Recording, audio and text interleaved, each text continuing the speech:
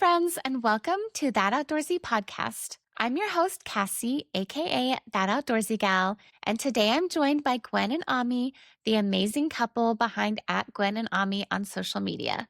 They spend so much time outdoors together, hiking, camping, backpacking, and exploring some of the most stunning corners of the Pacific Northwest and beyond. And let me just say, they take some of the most incredible photos and share such amazing content. Their posts are the kind that make you want to pack up your life and move to the Pacific Northwest immediately, at least for me. I've been so excited to chat with them about their favorite hikes, the adventures that have shaped them, and all the moments in between that make their time outside so special. Gwyn and Ami, welcome to That Outdoorsy Podcast. I am so excited you're here. Hey, Cassie. Thanks for having us. We're excited to be here, and you can humor us with whatever answers we come up with for your questions. I have so many questions, so let's just get started. How did you guys meet? Do you want me to answer that? Yeah, go for it. All right. We met a little over 10 years ago in Portland, Oregon. I had lived in Portland for about 7 years at that time. I did my undergrad there and stuck around for a while and worked. And Gwyn was doing her master's degree at Portland State University.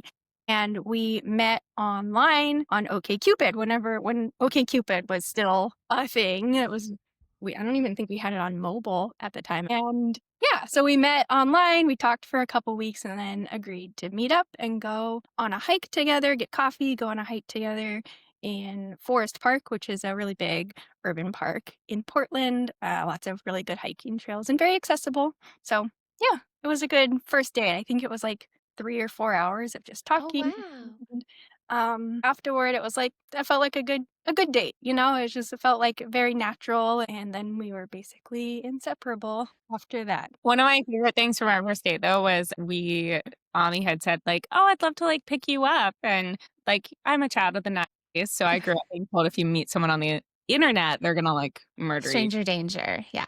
Yeah. So, no, I'll meet you at the coffee shop. You're not coming to my apartment and picking me up. I think I'm going to, like, steal her or, like, something. You never know. You never know. That's so funny. My husband wouldn't even take me on a date. So there's that. He's always like, you're not your real self. You're just fake. I'm like, maybe the girls you went out with, but I am who I am.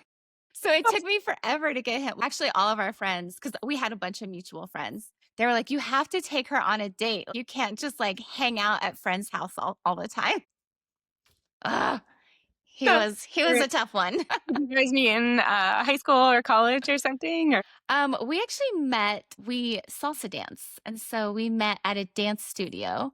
And I ignored him for like the first 6 months because he's Romanian. Mhm. So he's Eastern European. He's loud. He, at that time, would only wear a tracksuit and like his chain. And I was like, I don't know, who is this guy? So I avoided him for a while. Here That's we are.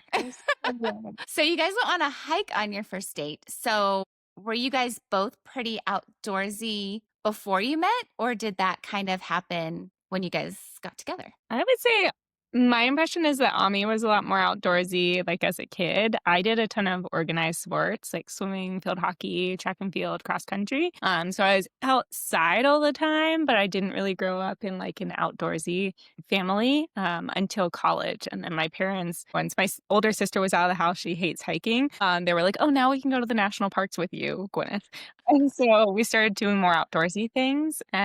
I started to really get into it in college and then beyond. And then Ami kind of grew up like going backpacking in the Sierra around Tahoe and just being outside all the time. Her dad's pretty outdoorsy. And of course, she also did organized sports. But yeah, so I don't know. I guess yes and no. But on Gwyn's OkCupid profile, you write like, this is who I am and this is what I've been up to this summer, blah, blah, blah. And she had written like, I just backpacked the enchantments in Washington, which is a famous backpacking route. And that's something that had been on my bucket list forever. And I hadn't done it. And I still haven't done it to this day. But when I saw it, I was like, as a backpack. And still to this day, I'm like, that's what caught my eye. Backpacking route that's been on my list. So it was the first time I ever went backpacking. And you're like, I'm just going to add this. It's pretty funny. Oh, that's actually big on my list too. I would love to backpack it, but I'm also like, it's probably going to have to be a day hike. I've tried to get the permits for years, but I really want to do that one. So, Ami, have you hiked it, day hiked it then? Yes. Yeah, we've hiked together now a few times. Once all the way through and once or a few times like in and Back. out. Same Okay. things, but just in and out sort of thing. Is it pretty horrible to do in a day? It was definitely tough. It's a marathon of a day, and I would say like the last 7 miles of the hike, 5 miles maybe, are 7. pretty boring. So that, and you're just going downhill like a ton, 6,000 feet, I think, of descent. And so it feels long at the end, but everything Yeah. feels magical. But when we day hiked it, one of my favorite, or not favorite, but at the end, we're like a mile from the end of the trail, and there was this guy who wore new hiking boots on this immense, 20 plus miles. Ouch. And I'm not kidding you. You could see the blood so through both of his hiking boots. I've never seen it. No. Never to again. And he was like, I can't take them off, otherwise I won't be able to finish. And I was like, oh, that's like, I feel ill. Oh my gosh. That's horrible. Yeah. So I don't have wear new hiking boots. Wear your most beloved broken in boots that you own. I have also learned the hard way. I mean, I wear the same boots. I just reorder the same boots for a year, right? And I knew I had this big backpacking trip coming up, but I was like, if they're the same boots. So I only had about like 2.5 weeks, 3 weeks to break them in. So they just weren't where they needed to be. And I did lose a toenail, but It came back. So yeah, it did. I was like, I'm deformed. And my husband plays soccer and he has like gross toenails. And I was like, oh, I'm gonna be gross like him. But it came back, so I'm okay. sometimes you can lose them permanently. He has a couple that are gone permanently. And so I'm like, no, That's rough. got to be careful with them boots. I know you guys have a really cool on the road setup. Do you guys spend most of your time on the road or do you have a home base as well? Yeah, we have a home base. We're in our house right now. Okay. We live in Spokane, Washington. We own a house here, but we do travel a decent amount in our truck camper throughout the year. So we had a camper van for about 3 years and traveled quite a bit in that. We still had a home base. We never lived full time in it, and Okay. now for the past year and a half, we've had a truck camper, and I think we've spent what, like I think this year we 100 spent about half the year on the road, and in the past it's been at least a third of the year. So we do Yeah. spend a lot of time out and about adventuring or traveling or what have And you. do you like the truck camper better than the van? They're just so different. Yeah. I think I'm a truck camper person now. I do like the flexibility of we have a house and sometimes we have to do some little projects here. I do like being able to take the camper off and just use the truck as a truck for home stuff. And then I also appreciate that the truck, unlike our van, has four-wheel drive because we adventure in all 4 seasons. We live in a Yeah. snowy area, so it just gives me more peace of mind for safety and just tackling some of the gnarly trailheads that we go down. Yeah, there's definitely things about the van that I really miss. And we built our van ourselves. We like Oh, did it all. And so it was like very much exactly what we wanted at that time. So there's things about the van I really miss, and then things about the truck that I would really miss if we went back to a van. So yeah, I don't know. I feel like maybe I'm a little bit team truck because like if the engine fails in your truck, you don't lose the camper as well. A lot of the cargo vans have issues, so it can be a little bit of a gamble if you build out the back and then something happens and you need to replace your entire engine for 20 grand. oh, It's not great. not fun. So, yeah, I would say that's the one like big advantage of a truck camper is maybe it could like theoretically last longer because you can swap out the vehicle. But yeah, they're both great. I travel a lot. I actually traveled a lot more before I got married, but want want. But I also did not marry an outdoorsy guy, so that was where I went wrong.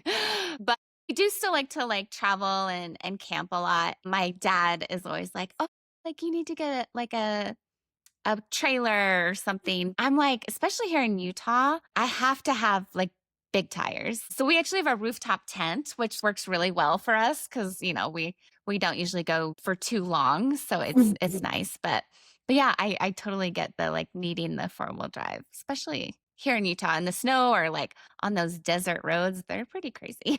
Yes. Well, and also being in Utah, rooftop tents are perfect because it's so much drier. So not only like you're not waking up and like your whole tent is moist because you've been breathing and you're in a moist environment like the Pacific Northwest. And Yes. yeah, here it'd just be raining half the year. So you could still use it, but it'd just be a little Yeah. less pleasant maybe. Yeah. Although what I learned is that if it's under 20 degrees, which I'll never do again, if it's under 20 degrees, your breath does cause condensation on the inside. Yeah. So, I mean, first of all, we should not be camping at 20 degrees anyway. And second of all, we won't because everything was wet when we woke up. I was like, Oh my what? gosh. I'm cold. And what? What's happening? The coldest we've taken our truck camper down to was we were in Bryce last winter in January, and it got down to -6. Oh And my gosh. we're in the truck camper, so it was fine. And like we could keep the windows vented to keep it from getting too moist inside. But it was like, wow, -6. That's no joke. Actually, where we were, it was also Bryce when it was super cold. And it was like June. So it wasn't even like winter. I can see why they It have to just do a gets bunch cold of up there at night. that makes sense. I think we forget, like, because it's like at 9,000 feet or like 8,000 feet or something. It's pretty high up there. Super high. Yeah, I always forget that. And I'm like, why can't I breathe? I know I've heard people getting altitude sickness at Bryce, Oh, and we're pretty used to altitude, but still, it was like, oh, wow, yeah, I didn't think about that for some folks. Yeah, I know. I've got pretty lucky. I haven't had any issues with altitude sickness. But I see. have hiked with a few people who have gotten it. So I always just carry electrolytes with me and I'm just like, here. take these. Yeah. But I used to work up at Alta. I used to work up at a lodge at Alta. So I was like at like 8,500 feet every day. So You're used to it. I should be good but for now. Gosh, that's hilarious. So talking about like the truck camper, what made you guys decide to get one or get the van or get the truck camper? Was there some kind of like or trip that you did that made you guys be like, all right, we just want to like dive into this Yeah. mode of be able to like live on the road when we need to? So neither of us grew up in like RV van families, and that really wasn't something that was on our radar or was something we were used to.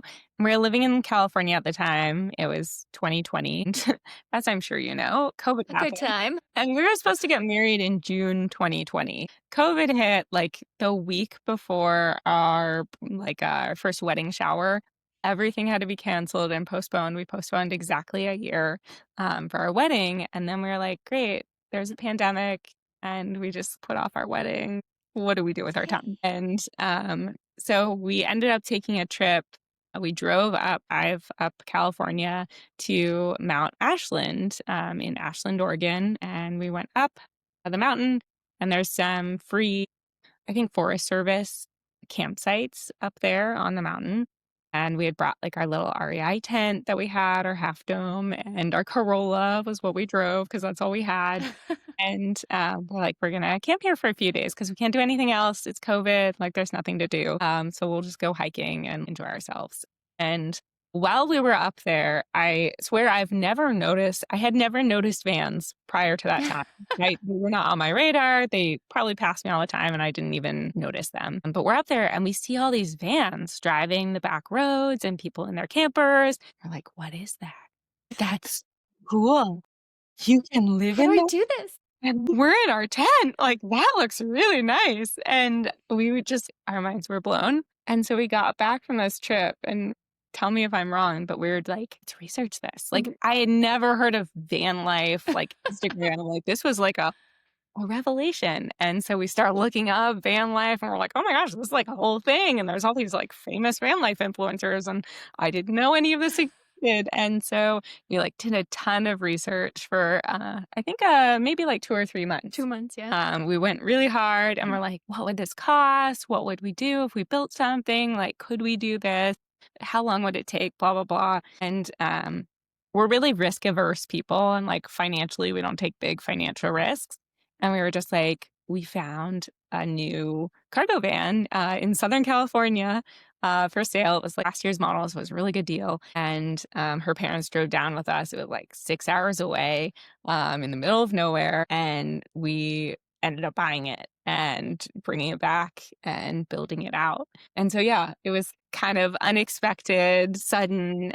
But yeah, then we spent 10 months building it out. And we didn't build it out to be like the dream of like van life. It was for the adventures we could have in the van. Yeah. Yeah, it really gave us that. Like, it really changed, I would say, both of our perspectives on travel and how to use our weekends, and just completely opened up so many new opportunities of just like how to explore Mhm. the world and live our lives. And Yeah, I grew up, like Gwen said earlier, I grew up in a family that backpacked and camped a lot. And living in California, that's where I grew up, has always been very impacted when it comes to reserving your camp spot, even when I was a kid. And so I grew up being like, okay, if you want to go camping, you have to get your reservation 6 months in advance. Like that's what my mindset was. Is like, you want to go camping, you have to plan exactly and it's six like months to the day. $70 Yeah. per night. Now having our truck camper and having our van, rarely ever make reservations. It just like opened up a world of possibility of like, oh, if you know where to go down the forest roads and if you just explore enough on your own, you'll find campgrounds and you do not have to make reservations 6 months in Oh, advance. and you don't have to pay for them, period. Yeah. Pretty much all we do is boondock. Was my mind still that we can do that? Yes. I did like I wouldn't say van life. Gosh, it's almost 10 years ago now. I sold everything I owned, moved into I had a Jeep Liberty at the time, and I just traveled every state west of the Mississippi. And that's where I learned about like dispersed camping, because the first month I was paying so much money just to camp. And I'm like, there's got to be another way. And then I like discovered, I think the site still exists. It's like freecampsites.net. Yeah, yeah, yeah. And like people leave reviews. I mean, that saved me so much money. Oh. I did get lost a few times doing that, but that's part of the adventure. The funny thing about free camping is, yeah, it's so obvious in retrospect, but having not grown up with that and just not having Totally. friends who talked about that, it just blew both of our minds. Like, this exists. How do we not know about this? Blah, blah, blah. And it was the same when we finally were like, let's try working remotely from our van. Like, We were what? like, hotspotting? How does this work? I didn't think this would work. And then we're like, oh, wow, we can just tap into our Verizon service. It's not a problem. And yeah, it like seems so much more complicated until you start doing it. And then you're like, wow, this is It's not so bad. amazing. Yeah. Yeah. Well, just speaking of that, so I know you guys both have pretty big degrees, right? So do you both work remotely? Are you able to work remotely then so that you can travel? Yeah, so I'm an engineer. I still work as an engineer full time. And I really like it. I enjoy being an engineer. And yes, I do work remotely. Most of the time we work from home. My office is just in the other room over there. But yeah, we do work from the road occasionally, or when we're traveling, I guess. And yeah, it works out just fine. My team is mostly based out of the Seattle area, and I live in Spokane. So naturally, anyway, I'll be remote because we're about a 5-hour drive away from the Seattle area. Um, yeah, so that's me. And yeah, I have a PhD in geography. I thought I was going to go work in academia, and we moved to Spokane because I did a year of a postdoc, which is basically you have your doctorate, so you're a doctor, but you're working with a full professor on usually a research project. Sometimes you're doing teaching as well. And so I was working on basically a plastic sustainability research project. And I did that for a year. And then we had gotten to kind of the place with our social media where I felt like I had to kind of make a decision whether or not I wanted to jump into this full time to keep us going with it, because otherwise we were going to burn out trying to do everything, I feel that. exactly. Or if I wanted to continue to pursue academia. And because I would have been looking at like research and teaching positions, we wouldn't have had a lot of say as to where we ended up getting placed. It's kind of like medical school where Mhm. wherever there's a job and you happen to get one, that's where you move. And both of us being such fans of the outdoors and, big enthusiasts of travel, I think that would have been hard for us to stomach if we ended up somewhere we didn't want to be. And it's a pretty demanding field. So I think ultimately I was like, well, I think I actually want to enjoy my phase and I don't want to spend the whole time chasing tenure. And I do miss things about academia, but I still use a lot of the skills from my PhD in this job in social media. So it worked out really well and I've been really happy. So yeah, I do all social media stuff full time. Cool. Okay. Ami is still a huge part of it. She does all the videos. And so I'm a lot of the back end work, blog work, all the photos, and she does all the video work that is on our page. So we kind of split things up that way and it works out well. That's so cool. That's why I keep telling my husband, I'm like, I could do this much better if you would just help me. But this guy doesn't even know how to get on Instagram. So Good for him. Have him be in charge of your comments or something. That'll make it easier. Oh my gosh. Well, it was funny last night. Just randomly last night, I posted a reel about him yesterday. And he's, like I say, he's like very extroverted, very like me. So he wanted to see it because he's like, oh, it's about me. Like, what did people say? Like, do they love me? And so then he just started like scrolling and he watched like a full year of my reels. He's like, these are fun. I'm like, what do you think I'm doing every day? Like just sitting, like, just think I'm like scrolling the news or something. No, I am making content. But he had no idea. He's like, this is what you're making? I'm like, whatever. You're like, yes, welcome to my world. Yeah, he's precious. Hysterical. I love it. Was he satisfied with people's comments? Yes, yeah, he felt like they loved him just enough. So that's all he wanted. I was like, see, and I'm always like, hey, let's film a reel. He's like, yeah. And then he's like, oh, I could take a nap, which is what he's doing right now. I love it. He loves a nap. Impressive. That nap at 8:30 p.m. Might as well just go to bed. So basically, now what's going to happen is he's just not going to sleep tonight. And that's why I'm always like, don't take a nap. If I take a nap, I'm ruined. So I'll fight it. It's like 15 minutes and that's it.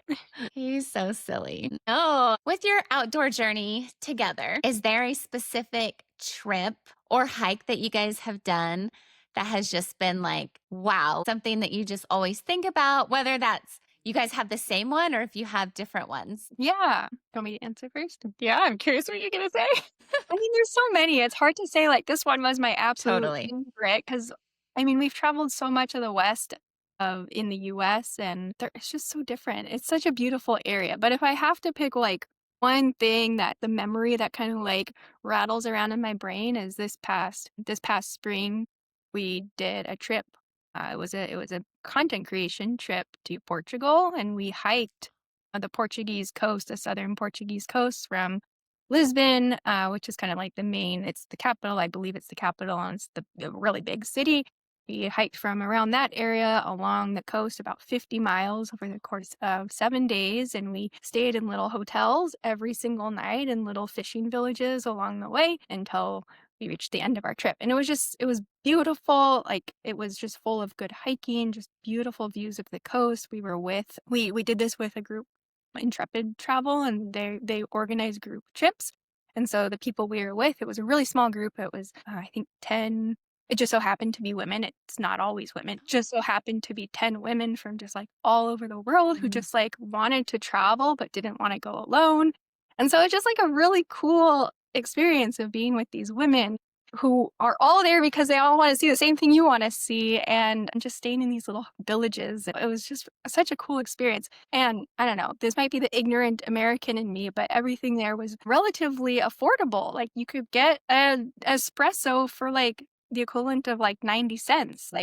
And it's amazing. I was like, wow, this is really cool. Like it's beautiful and it's affordable. So Ami would only ever have like, lattes where it's like this much milk and like this much coffee prior to that and like tons of sugar. And now she'll drink straight espresso, which is really funny to me. Like such a transformation. That sounds amazing. My husband's from he's from Romania and we did go there earlier I guess we went in like May and it was so pretty. We were there. That was my first time going. So it was my first time actually meeting my in-laws. So we couldn't really like make it a hiking trip, unfortunately, but we did do a lot of drives. I just want to go back to Europe and just do the whole backpack Europe thing and just hike everywhere because it really is so beautiful and so kind of like untamed, I feel like, at least Romania. Mm-hmm. There weren't a ton of people. We were kind of in the off season, but it didn't feel like here. Yeah, especially Utah. There's people everywhere. Everywhere. But it was funny, speaking of like coffee. So my husband, that was his first time back in 25 years. Yeah. So he hadn't even like seen his family for 25 years. Anyway, he's very Americanized now. And he just wanted what does he get? A venti dark roast. That's what he wanted. But like they don't know what a venti dark roast is. And he was getting so mad. Like he would like yell at like the coffee people. He's like, no, I said that I want a big cup. I'm like, you're not Romanian anymore. Like you are American and please chill. But he did not get to enjoy coffee at all when we were there. Because it was all kind of like espresso, like tiny little, yeah. So different. So funny. Here, for sure. Just the portion sizes in general are different. Yeah, definitely. Let me think about, okay, favorite place. Remind me of the question, was it just a place that like... Yeah, just like if you have like one of those amazing like wow moment hikes or trips that you just kind of always go back to. I think two for me comes to mind. We went to Glacier National Park a couple years ago, and it was in September, but like it was a kind of an early fall year. So it was just at the change of colors. And there was some stuff we actually couldn't do because it started to snow and they closed down the road that goes through the park, that going to the Sun Road. And so there were a few hikes that we weren't able to complete, but it was just, I think Glacier is my favorite national park. It's actually. So beautiful. Unreal. I just think the Rockies are so beautiful. Like the mountains are just right there. And I think the cool thing about Glacier is like, you truly don't have, even if you don't like hiking or you can't hike, you don't matter. Yeah. You still have like the most magical experience just driving through, stopping at the viewpoints. And so I think it's really cool to have that accessibility element. And of course, we loved doing the intense hikes, but it was just, I think that area just comes back to me. And then I guess kind of similarly, last fall, I drove up. I left Ami behind, and it was right after I quit. Dang it.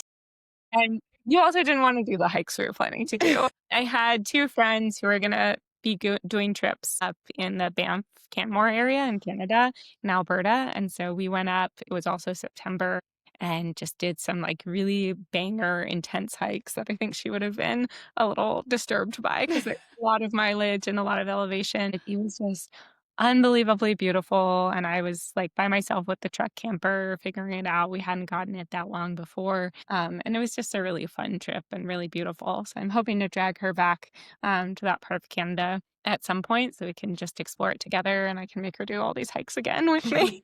Well, we'll meet you guys there because I actually went to Banff. I left my husband here last like New Year's weekend. I was supposed to get back on New Year's Eve. And so we drove up. I drove what was supposed to be like 11 or 12 hours. Oh. And it was like 15 hours because I got stuck in blizzards. Oh my gosh. Yeah, it was crazy. But Ami, it is so beautiful. I also couldn't really hike though because it was winter. Yeah, so I did like the Icefields Parkway, of course, and just kind of stopped off at the viewpoints, and I got to ice skate on Lake Louise. Oh my gosh. Which was like such a big bucket list for me. I'm like, that's huge. Yeah, I'm like, I don't care if I almost lost all my limbs to frostbite. It was amazing. Magical.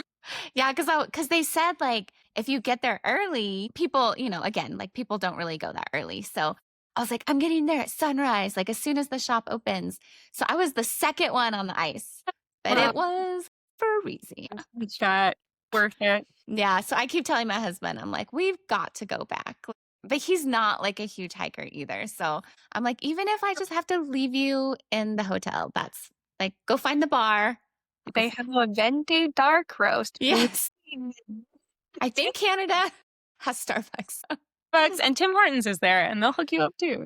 There we go. He should be fine. He does. He gets so grouchy if he has to hike without coffee. So I do too. That is totally fair. Otherwise, I get a terrible headache and I'm sad for the rest that caffeine withdrawal.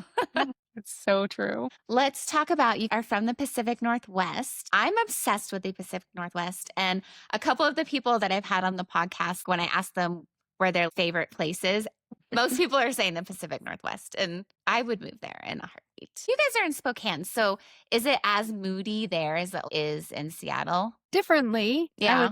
We are on the eastern part of the time zone. So like this time of year, it's already getting dark by like 3:50 p.m. It's becomes dusk at around 3:30 p.m. The It's sun sets at moody. 3:50. Yeah, it's moody in the sense that we don't get a ton of light this time of year. And it is Interesting. cloudy and it does rain, but not like Seattle. Like Gotcha. Seattle gets a lot of rain. We get darkness over here. But that's just a function of being on like the wrong side of the time The zone. time zone.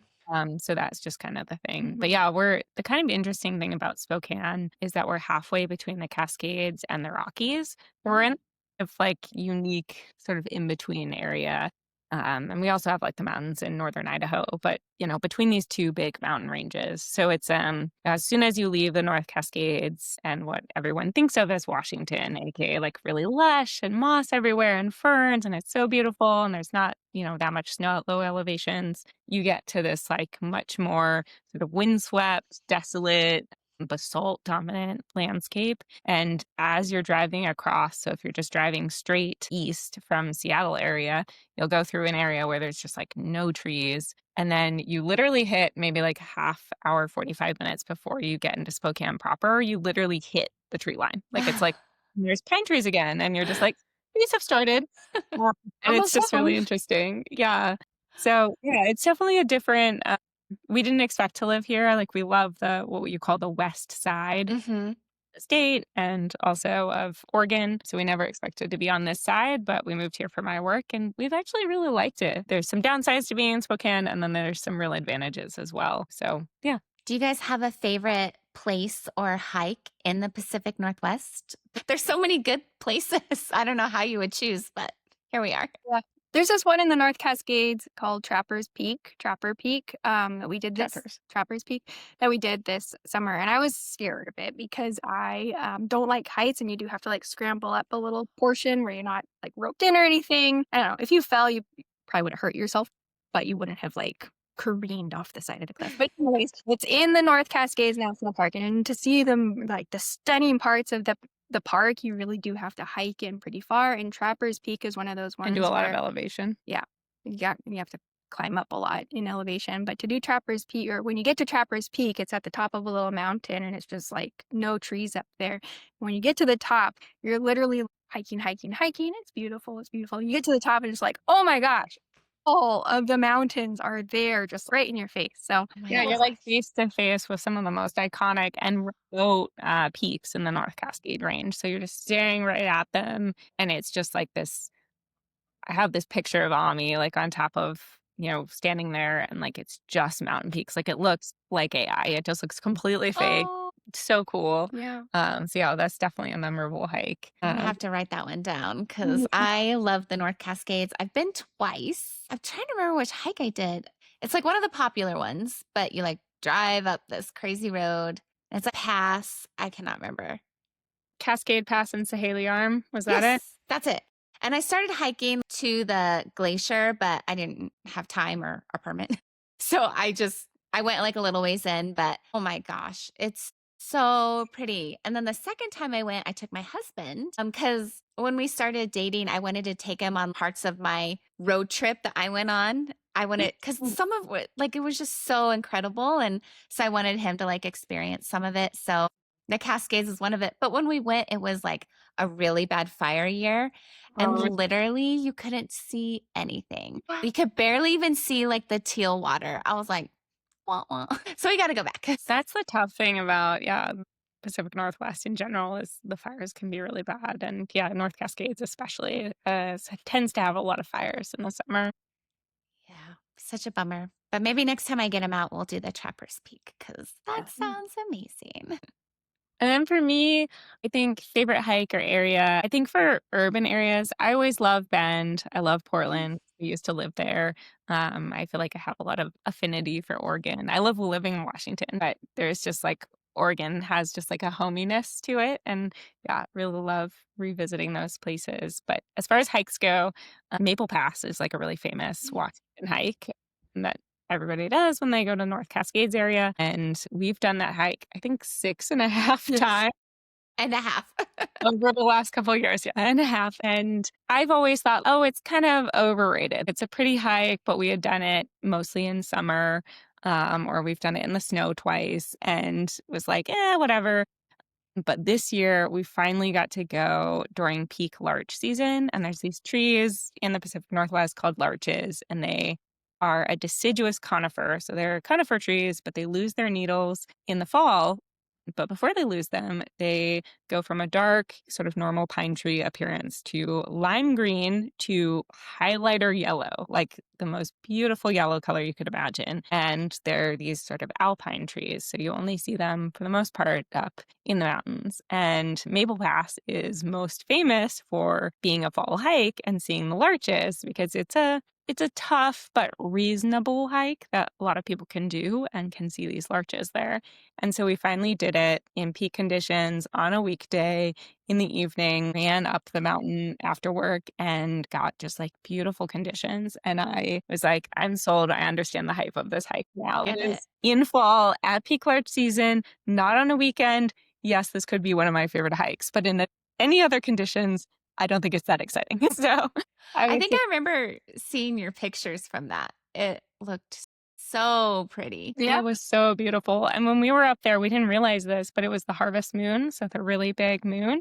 So we're standing there literally at the peak of the pass, looking out, and there's it's kind of it's a circular hike, and you hike Mhm. up the pass and then you hike down. And we're looking out over this beautiful lake called Lake Anne, and the Cascade Mountains are rising up in the back. And all of a sudden, we see the moon start to come up over the mountains, and we're both like, "What?" Like, what do you mean? How did you time this? There's like nobody out there, and it just blew my mind, and it just was so memorable. And of course, I didn't have a tripod with me, and so yeah, I was like freehanding, You're trying like, don't breathe, don't breathe. yeah. So, but it was super beautiful, and yeah, that sold me. I do love when the elements all align to create those moments. My friends who aren't outdoorsy, they're like, Cassie, you always see the coolest things. I'm like, well, it's just because I'm out there all the time. I'm bound to see something cool. I'm just there a lot. Every time you go out, you increase your chances of having like a beautiful, unique experience. And for every beautiful hike, we get one that's like horribly rainy. And I took one picture because it was so miserable, and we both look Yes. like wet, dressed dogs, and like it's not cute at all. Yeah, it's just that, the more you go Yeah. out, the chances you The more have. you see. Yeah. Destinations that you're like to go to, like big bucket list ones that you're hoping to check off soon, or certain places. Probably I mean, 5,000 places, but 3,000 places. Yeah. I know yours. What? It's really cold. Just penguins. Antarctica?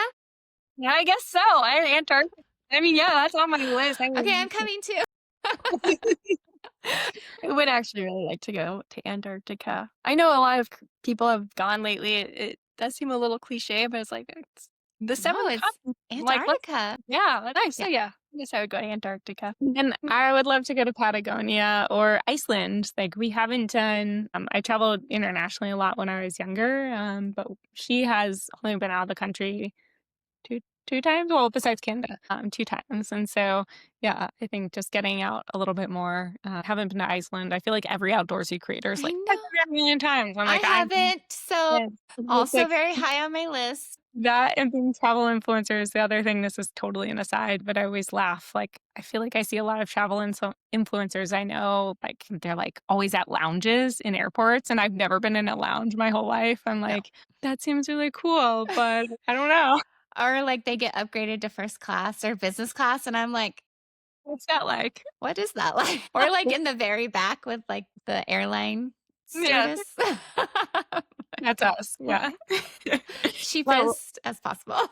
Yes. It made me laugh last year. We were working with Viking Cruise Line, and we went to Europe for Christmas markets, and we flew across, and she had never been to Europe ever. So it was her first time. And we actually went to some places where I lived as a kid because my family lived abroad for a little while. And we're flying out just, regular economy because that's all we've ever experienced. And she ended up making a reel about like, what is it like to fly economy overseas and like here's our experience on Delta and it was great. And you show like here's the food and like they also have wine and like there's all these experiences in economy, especially when you fly overseas, that no one really talks about. And if you've never done it, you would have no idea that's what to expect. And like of course every airline's different, but Yeah. it was really funny because that content clearly resonated with so many people because it had this like insane watch rate. I think it was like 40-second average Oh, watch time, wow. like super long, and tons of people were commenting like, yeah, I've never like it's so refreshing to see this, and like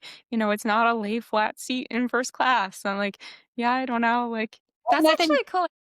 so I was like, they kept coming by with free wine. They're like, there's endless free snacks in the back. I was like, this is great. And with Delta, you got the TV too, right? So you can watch movies. That was great. we saw the Northern Lights. Did you really? Yeah. That's so cool. So we've talked about magical moments in the outdoors. I have this section on the podcast where we listen and we don't judge. Just because I've done some stupid things like wear new boots and lose a toenail. Mhm. And I would just like to hear other people's stories to know that I'm not the only one. So do you guys have any funny stories that have happened Oh, in the God. outdoors? Funny stories. Can you think of any? Or stupid stories? Mm. Or Yeah, it's embarrassing? plenty of stupid stories. One that comes to mind for me from outdoors was we were working with Travel Nevada a few years ago and it was spring. Yeah, it was May. They had us do a hike out to a place called Gold Strike Hot Springs, and it's I've been on the Colorado River. Mhm. It's on the Colorado River. You've been there. Mhm. And it's a really unique hike. I think it's 6 miles, maybe, if I'm remembering correctly. And you hike in, and there are sections where you have to go down by ropes that are like tied to the rocks, and there's some climbing involved. And we did the hike. They close it down every summer because so many people require rescue because it's so incredibly hot in that area. So at the end or, at some point in time in It's in May. They close it May, down they in close May. it. Yeah, Yeah. you can't legally do the hike anymore. And so it was like the week before the closure was supposed to start. And so we did the hike out and we went super early in the morning and we had a water filter with us and a ton of water because we always hike with a water filter. And we got out, we got down, we enjoyed the hot springs. We went out to the river where you can filter water and we put our feet in the water and we looked at the river and we forgot to filter water. On the way back, we have our big, like 3-liter or bigger water bladder, and we're a mile from the end, and it runs dry. no. And I think that's the only time, or one of the only times we've ever run dry on a hike. And it was, at this point, it was in the 90s. Oh. Continuing to climb, it's getting hotter and hotter. And there's some other guy with us who's also run out of water. Like, we'd be hiking at the same time. Thankfully, we had more water in our car and we made it out. And there was actually like search and rescue, like tabling there, making sure whoever's going in had enough water. And I felt so stupid. Like, we knew and we had a filter with us. Like, You're like, rookie mistake. stupid. Mm. And so I think that was probably like one of our bigger fail moments Yeah. and kind of funny. Yeah. I don't know. Does anything else specific come to mind for you? That was a good one. Well, I think like a lot of people ask me, and I'm sure you guys get it too, just like, how do I get started in the outdoors? And I kind of, and maybe my advice is really bad, but I'm just kind of like, you just got to do it. Like you're going to learn the hard way. And that's just how you Yeah. learn. And so I kind of like to share these stories just because like, especially as like travel creators, like we don't got it all together. We're still learning. So Yeah. I mean, we all make mistakes. I still know so many creators, like very experienced outdoors people who go out and like forget to bring micro spikes with them, even though they're gonna for sure encounter ice. And my micro spikes, even when it's slick, often just stay on clipped to the back of my pack. I'm so lazy. I'm like, it'll be fine. Is there a hike that has just totally gone wrong that you're like, why are we here? on over 4th of July, I really wanted to go backpacking. And so we ended up going to this place called Hub and Hazel Lakes in Montana, which was like maybe 3-ish hours from Cannes, just like a really beautiful place. We've hiked there before in fall. And so we went back in summer and we were going to do a backpacking trip. And so we backpack in. and we set up our tent. Everything's good to go. And we decide we want to, so you're down at this beautiful lake, and then you can also go up, continue the trail. It gets a little bit hard to find, but you can summit, and there's like a beautiful summit that you can do, which we've never done before. And so we start the hike out, and it starts to rain, like a lot of rain. And because it was just a one-night backpacking trip, we hadn't brought a lot of extra clothes, and it was a super brushy trail. So we both have on our rain jackets, but we're hiking along, and we try and get up to the summit, and the rain is just like pouring, pouring, pouring. We've been out for maybe an hour and a half in the rain now, and we're like, let's just turn around. Like, we're not going to see anything from the summit. It's too cloudy. But because it was so brushy, our pants got totally soaked, and I didn't bring any extra pants for some unknown reason to So me. wait. Get back to the tent. And also I realized once we got back to the tent, we had forgotten to zip up the rain flap. So No. a little bit of water in the tent, not a lot, which was fine. But yeah, I didn't have any extra pants. So I ended up hiking out the next day in her PJ pants. I were wild. And there were tons of mosquitoes that night. So like we went into the tent, everything's wet, our clothes were all No. mosquitoes everywhere. And it was just kind of like, not a fail. Like, it wasn't unsafe. It wasn't Yeah. bad. It wasn't the most fun. Yeah.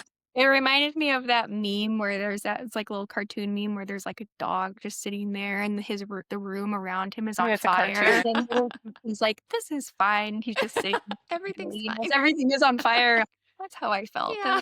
I want to Yeah. talk a little bit about your content journey. So I think the first reel I ever saw of you guys that was when I started following you was it last year that you guys posted about the eagles in Coeur d'Alene? Okay, so my Banff trip last New Year's, was supposed to be to Coeur d'Alene. I got sick the weekend I was supposed to go there to see the eagles. And then I have a friend whose parents live up there, and they were like, yeah, the eagles aren't there anymore. I was like, no. And so then I tried to go this year, but Didn't work out. it is just too far. Like, it's a 10-hour drive for us to get there, and that's just hard to do. But Yeah, one a of lot. these days, I'm going to get there to see the eagles because it looks You can come stay with us. so cool. Okay. Was there a specific reel that went viral that's how it all started? Or did you really kind of just start sharing your adventures just for fun? How did you get into it? Yeah. So as we mentioned, we built out our own camper van starting in 2020. And at the time I was like, hey, Gwen, let's document our like van build journey on Instagram. And it was like mostly so that our parents could see it if they're interested. And so every week, this is what we worked on this week. We built our shower, we put our toilet in, like blah, blah. And then eventually it just like, it naturally was like, okay, we're done with our van now. Now we're going to travel in it. And so then our Instagram started to be a little more travel oriented. And Well, then we built our van, and we finished like 2 weeks before our wedding. Mhm. And so we had our van at our wedding because we wanted all our friends and family to be able to see it, and like super cool. And so we had some wedding pictures in the van of us like sitting together in this thing that we built. And then about a week or two after our wedding, we took the van on its inaugural like completed van trip, which was our honeymoon for 2.5 weeks. Like, hope it all works. We drove up the California coast, up into Oregon, up to St. Helens area, and then came back down. And so that was like the first big trip. And so I started to share. We had just been sharing our like build every week. Like, now we're building a shower, now we're doing electrical, whatever. And then I shared I think our first like things that kind of took off a little bit were sharing our wedding photos. And then a couple like van life accounts reposted them. That was back in the day in 2020. Back in the day. Have some account repost your photo, and people would Get like a follow. boost. Yeah. And so it was, it wasn't huge, but that kind of happened. And then we just started to document like, here's our honeymoon. Okay, here's the trips we're taking in our van. And it kind of slowly gained traction. But then, yeah, at that point, like reels didn't exist. So they came out, I think, around that time or a little bit after. And it took us a long time to jump on that bandwagon. And then finally she was like, I guess I'll learn how to do this. Reels turned into a video app. Oh, and we figured it out. And then we did have a couple Pacific Northwest reels. I think one of them was the enchantments, actually. and we shared a reel about it. And it was we don't do a lot of viral trends. Like we Mhm. do very little of that. It's mostly, kind of narrative driven or whatever. And I think I forget who is it, like Creed or something. They sing like Dream On, Dream On. And it was this viral song that was Oh, done in. Aerosmith. Oh, yeah, Yes, yeah, yeah, that's yeah. it. And you're like zooming in on Google Earth to this Oh, one yeah. show it off. And so we did two of those back to back that went just like really big for us. I don't think we've ever had something go that big. It was Oh, right wow. around the holidays. So I think people were really bored and like scrolling. And one of them was the enchantments. And so we just got this huge, huge influx of followers that helped kind of, I think, boost our account. And yeah, but we started working with brands, I think 22. Keen was the first one Oh, that how got fun. to us. And we were like, They're like, wanna how much do you wanna get paid? They're like, "How much what's your rate?" And we're like, "We're happy with just shoot." I think you put some, like, very tiny amount of because we're like, "They wanna pay us and give us hiking boots?" I mean, like, hiking boots are so expensive, like, "Oh my gosh, we should not ask for much, that's too" yeah, and, like, neither of us had intended to be influencers or content creators, so we weren't plugged into that world at all, so we had no idea, like, that what we were doing was worth anything, and so we were just like, "What?" Oh my And gosh. yeah, it was kinda funny, and so that's kinda how we got started. I mean, it's funny to listen how everyone got started because everyone got started in like a little bit of a different way. Well, do you have advice for new like outdoor creators like wanting to get started? Oh, man, that's a great question. Advice is all over the place. I mean, if I were to maybe do it over again or have a little bit more focus, knowing I really want to be a content creator in this outdoor space, not just falling into it. But I would say I think it's important that you find what you're passionate about sharing. I think it's important to just bring your own voice, bring your own excitement and your own creativity to tell your own story. And whether that's purely visual through your own like beautiful whatever photos, videos, or narrative, like I don't know. I would recommend that just so that you stand out. Everybody is trying to be a creator these days, and you can be successful if you know kind of where your passion is, I think. Yeah. Yeah, I do social media. That's my full-time job. And I definitely noticed in really like the last 6 months that it's really just like people want to know who they're following. So I feel like Mhm. the more of yourself you put in it, Mhm. um, I think the more fulfilled you'll be too. Like, I think that it's just more about like creating those connections more than it has ever been. Yeah. I would also say to Ami's point, like, creating what you're passionate about, but also creating something that's sustainable for you. Like, if you don't enjoy hiking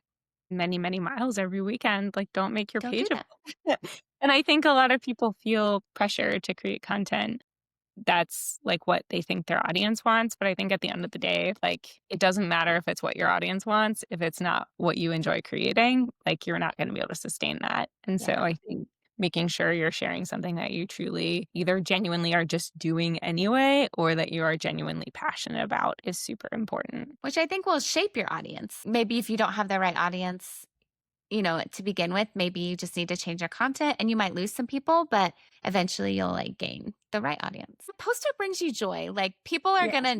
people can tell when you're posting something that makes you happy versus when you're like burnt out. So I'm Yeah. like, just have fun with it.